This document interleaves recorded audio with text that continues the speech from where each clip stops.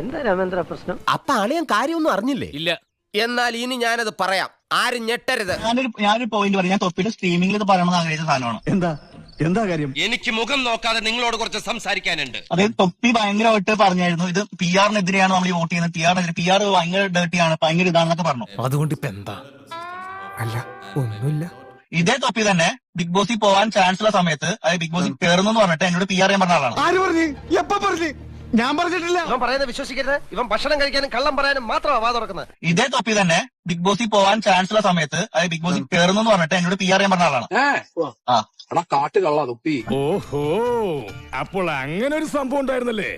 എന്താ മല്ലയ്യ, എന്താ ഞാൻ കേൾക്കുന്നത്? അത് ഞങ്ങളുടെ കുഴപ്പം കൊണ്ടല്ല, എന്നെ മനഃപൂർവ്വം കരിവാരിത്തേക്കാൻ കുറച്ച് ആൾക്കാർ ഇറങ്ങിയിരിക്കുകയാണ്. മനസ്സിലായി? അപ്പൊ അത് തൊപ്പി എന്നോട് പേഴ്സണലി പറഞ്ഞ കാര്യമാണ്. I feel something fishy. അപ്പൊ ഞാൻ തൊപ്പിയുടെ സ്ട്രീമിംഗ് എനിക്ക് ആ സമയത്ത് പറയാൻ പറ്റിയില്ല. കാരണം ഇവനാണെങ്കിൽ നമുക്ക് സംസാരിക്കാൻ സമ്മതിക്കണം. നീ എന്തെന്നും അത് ഈ പറയുന്നല്ലോ, ഈ കേസല്ലാകെ കുഴഞ്ഞു പറയുന്ന പോലെ ഉണ്ടല്ലോ. ഇവൻ PR-നെതിരെ PR എന്നൊക്കെ പറയുമ്പോഴും ഇവൻ ബിഗ് ബോസിൽ പോവാണെങ്കിൽ ആദ്യം വിളിക്കുന്നത് തന്നെയായിരിക്കും. എന്തിന് പതുക്കിയാക്കണം? 4 പേര് അറിയട്ടോ? ചേട്ടാ അവമാനിക്കരുത്, ഞാൻ നല്ലൊരു കുടുംബത്തിൽ പറഞ്ഞവനാണ്. നീ നല്ല കുടുംബത്തിൽ പറഞ്ഞു, ഞാൻ പിന്നെ മറ്റേ കുടുംബത്തിൽ പറഞ്ഞാണല്ലോ. അതെപ്പോഴാ പറഞ്ഞത്? ജിൻഡോനെ കൊണ്ടുപോയി.